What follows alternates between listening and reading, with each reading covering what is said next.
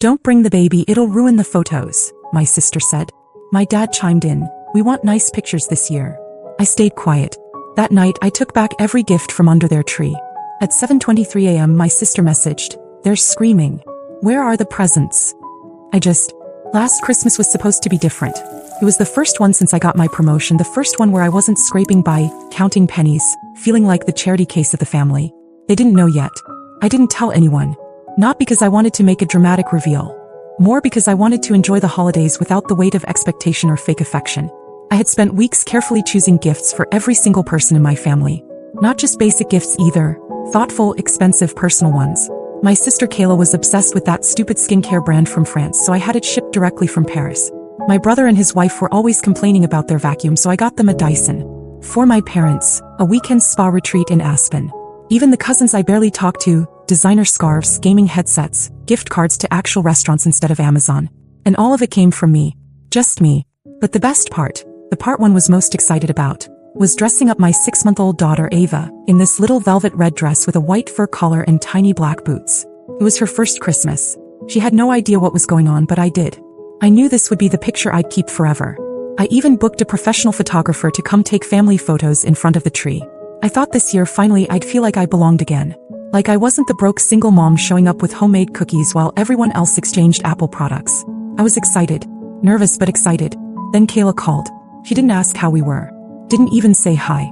Just, hey, don't bring the baby this year, okay? It's not personal, we just want the photos to look more cohesive. I said nothing. She kept going like she was reading off a list she'd practiced. You know how mom gets. She wants everything to match. Matching outfits, matching wrapping paper. A crying baby would kind of ruin the whole vibe. I still didn't say anything. Then Dad picked up on speaker. It's not a big deal, Stace. We just want nice pictures this year. Real family pictures. Real family. I hung up. Packed Ava's things anyway. I wasn't going to argue. I was done arguing with people who made it clear they saw my daughter as a problem and me as a burden. That night, after everyone had gone to sleep, I drove over to their house with Ava asleep in her car seat. I unlocked the front door with the spare key I still had, walked in quietly and stared at the tree. There were dozens of gifts under it. All mine. The wrapping was different for each person. I knew which was which. I started collecting them one by one. Ava kept sleeping. When the tree was empty, I turned off the porch lights from the switch in the hallway, got back in the car and drove away. At 7:23 a.m. I got the text from Kayla. They're screaming. Where are the presents? I didn't answer. I just looked over at Ava, still asleep, and whispered, Merry Christmas. They thought I disappeared. They had no idea I'd only just begun. By 8 a.m. I had 14 missed calls. By 8:30 the family group chat exploded. Kayla, what the hell is going on? Did you seriously take the presents? Dad, Stacy, grow up. This is ridiculous. You're ruining Christmas.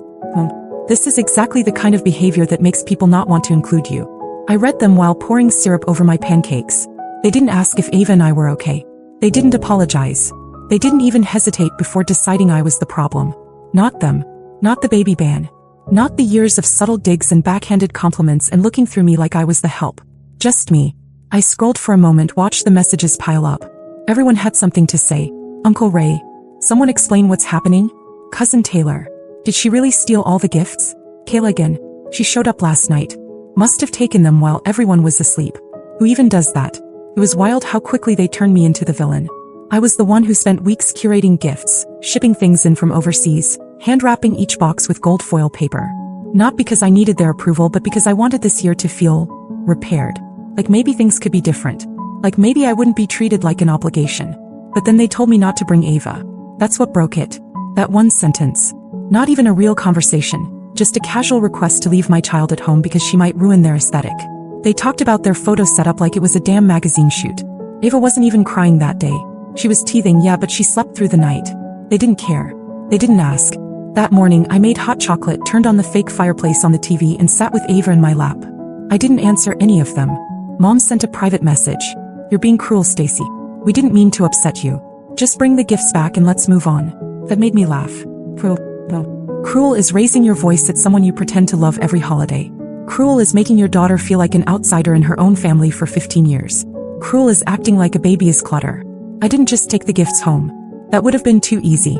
Instead, I packed them up and drove straight to the women's shelter on Maple Avenue. It was still dark when I got there.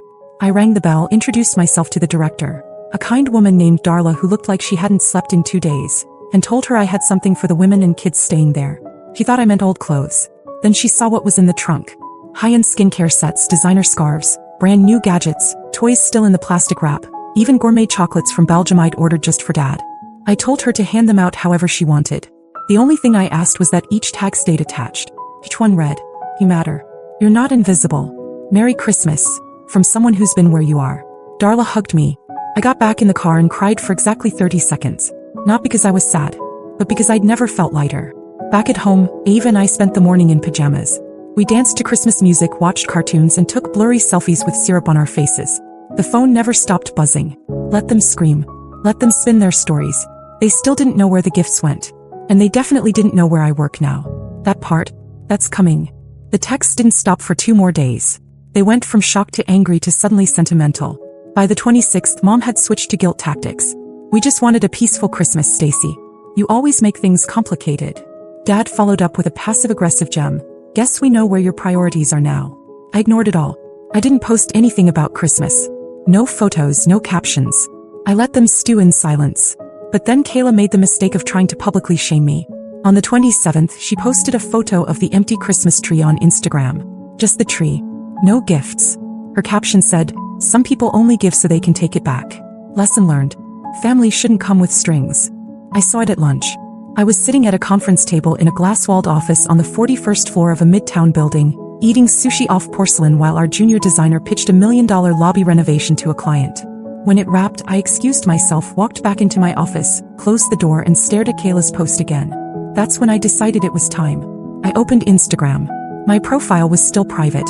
Most of the family didn't even follow me. They'd long ago written off anything I posted as depressing. So I made a new post. It was a photo of me and Ava both smiling. She was wearing the velvet red dress. I was wearing a blazer and heels, sitting in my office, skyline behind us. On the desk in front of me was a gift bag with my company's logo on it and a note. "Thank you for everything you've done this year. The partners." I didn't write a caption. Just tagged the firm's official account. Within 5 minutes, I had 3 missed calls from Kayla and 1 from Mom. They weren't dumb. A quick search told them everything. The firm was famous, known for redesigning luxury hotels and high-end spaces across the country. My name was listed right there on the leadership page. Stacy Morgan, lead creative director. My salary? Public record. 6 figures. Upper 6. I watched as Kayla deleted her post within the hour. Then a new message came in. "Kayla, you should have told us. That's amazing. We're so proud of you." Proud. The word made me physically cringe. I waited a few hours, then replied, "I didn't think you wanted anything ruining your aesthetic." Read. No reply. By New Year's Eve, the tone had shifted. Now they were all concerned. Mom wanted to talk things out. Dad suggested starting over fresh in 2026. Even Kayla invited us to brunch. Said Ava should really get to know her cousins. Sure. Now she's family. But none of them had asked what happened to the gifts. Not one. They were still pretending they just disappeared, like I'd stolen joy out of spite instead of giving it to people who'd actually appreciate it. That was fine. Let them play nice. They didn't know I was only getting started. The next shock didn't come from a phone call. It came from the front door. January 3rd, 9:46 a.m. I was feeding Ava oatmeal when someone buzzed my apartment. I wasn't expecting anyone, so I assumed it was a delivery. I was halfway to the door when I glanced at the camera feed on my phone and stopped cold. Kayla, holding a bag. She never visited. Not in the 6 months since Ava was born. Not once. I let the buzzer go. Didn't open the door. She stood there for 5 minutes, texted me twice. I brought something for Ava. Can we talk? And finally left the bag hanging on the doorknob. It was a brand new teddy bear from Bloomingdale's. Still had the price tag. Expensive, soft, probably picked up on the way over to make it seem like she cared. Inside the gift bag was also a card. It said, "Let's not let one misunderstanding ruin everything. We love you. Ava too. Let's talk soon. XO." No apology. No mention of what they said. No acknowledgement of why I'd left. Just misunderstanding. I put the bear in a donation bin. Then came the bigger twist. Later that week, I got an email from HR at my firm. They said someone had called claiming to be a family member trying to verify my employment for a congratulatory article. They said the caller asked for my salary, start date, and home address. That wasn't just nosy. That was calculated. They hadn't just stumbled across my job title. They were digging and calling my job directly. I was furious, but I stayed calm. I emailed HR back and thanked them for flagging it. Told them to direct any future inquiries to my assistant, and that I'd be filing a privacy request immediately. I didn't need to guess who made the call. I knew exactly who would want proof I didn't just get lucky. Later that night, Mom sent a voice message. Not a call. A voice message. Started with, "Hey honey, just wanted to say we're really impressed. Your dad's been telling everyone at the country club about your promotion." I stopped listening after that. I didn't even finish it. What struck me most was how fast the shift happened. 1 minute, I was the burden they didn't want ruining their photo setup. The next, I was the golden child again, now that there was something in it for them. It wasn't about love. It was about status. And the worst part? They started competing for it. A week later, I got a call from a cousin I hadn't spoken to in 4 years, suddenly asking if we wanted to do a family girls trip this summer. I said no. Then Uncle Ray emailed me asking if I'd design his office lobby for exposure. I ignored it. Mom tried again. She said she was planning a family dinner and really wanted Ava to come. She even said she'd bought matching outfits for the grandkids. I texted back one word. Oh. She called twice. I didn't pick up. So she sent a final message. "You'll regret cutting people out like this, Stacy. Family is everything." I didn't answer. But I did book a flight. Ava and I were going to Italy for the spring. I'd been planning it for months, but now I moved it up. Work was letting me do remote design work for our Rome project, and Ava had her first passport. They wanted to play tug of war with my success? Let them try. I wasn't staying in their game. I was leaving the table. Italy was supposed to be a work trip. 3 weeks. Quiet. Focused. It turned into something else entirely. Ava and I arrived in Rome mid-March, jet-lagged but buzzing. Our apartment was a sunlit 2-bedroom on the 5th floor, with a balcony that overlooked terracotta rooftops and an espresso bar downstairs that remembered my order by day 3. I worked in the mornings, took meetings in the afternoons, and spent my evenings with Ava, walking cobblestone streets or sitting by the fountains with gelato in hand. He loved it. She was laughing more than I'd ever seen. What I didn't expect was how easily we both settled in. For the first time in a long time, I wasn't adjusting my pace for anyone else. No fake smiles, no emotional landmines, no constant worry about saying the wrong thing. Then something unexpected happened. A woman named Sophia, the project coordinator on the Rome team, became fast friends with me. We started having dinners after work, and on one of those nights she asked if I'd ever considered relocating. I laughed at first, said Ava's whole life was back home. School, doctors, everything. Then Sophia mentioned something I hadn't considered. The firm had just opened a permanent design hub in Milan. They were scouting for someone to lead it. It wasn't on the website yet. Quiet discussions only. But the partners trusted me. Sophia said, "If you want it, I'll put your name forward tomorrow." That night, I lay awake for hours, staring at the ceiling fan spinning above me, Ava asleep beside me. I kept thinking about how fast everything had changed. About how different I felt, being so far from the people who always made me feel like I had to earn my place at the table. The next morning I said yes. 2 days later, I signed a 2-year relocation contract. And then I did something petty. Just once. I posted a photo. Not of me. Not of Ava.